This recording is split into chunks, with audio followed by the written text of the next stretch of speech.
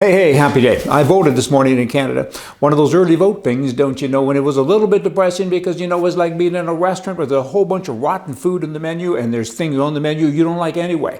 There's sauerkraut and Brussels sprouts and sardines, and I had to make a choice. I'm starving. I want to help my country. I got to help the economy, so I'm going to have sardines.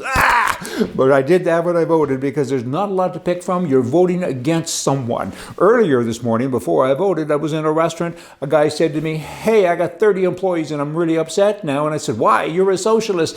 I don't like how he votes, how he has voted in the past, but I respect him because he's labeled. He says, "This is what I am and this is what I believe in." But today, Brian, he said, "Guess what? I too am going to vote, and I'm going to vote Conservative." I almost fell off my stool. I said, "How come? What happened to you? You had a revelation." And he said, "I have 30 employees." And he said, "And the communist is running this country." He said just the other day that, "Elect me, and I'm going to give everybody employer-paid days off for being sick, even if you're not 10 days a year." And he says, 10 times 30? That's a lot. He says, that's 300 times $100 a day, call it. He says, that's $30,000 a year, and I don't have it.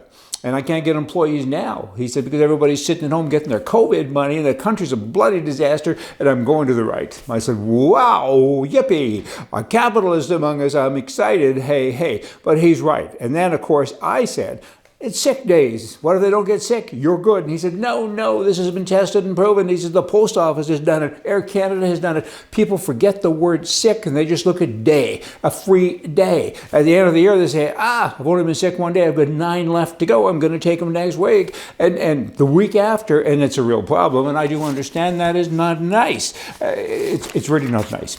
And Canada has had 3 leader debates. 2 debates were in Quebec. One leader is a leader of a party with candidates only in Quebec, so he shouldn't be in there anyway. It's totally bizarre that the leader of the Bloc Party would be there talking to Canadians when he says, my job is to separate from Canada and I don't like the rest of you people, and by the way, I don't speak your language anyway. 2 of 3 debates were in French. Could you believe it? And the other one that was in English was in Ontario. So you got, out of the 30, call it 38 million people, you got 8 million people that could understand, and how many of them actually watched it on television, the 2 debates.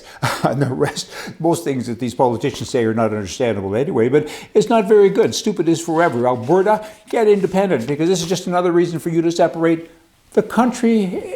It's insane. It's craziness. Oh, well. In the first leaders' debate in French, the Prime Minister of Canada now, Trudeau, he hinted at having yet another election within 18 months if he doesn't get a majority. What a...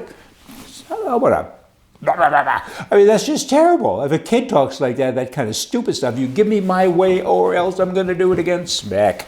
It's just not good. Hey, if any of you people vote for Trudeau, y'all got a mental health thing going on. The Canadian election, all the leaders say, I'll fix health care. I get it for some of them, but Trudeau, and I've said this before, you've been the Prime Minister now for, I think, 6 years, maybe longer, and you're still talking about things that you want to do, and you're still wanting to give money. I'm going to give to you, and I'm going to give somewhere else. I mean, you should be talking about what you've done.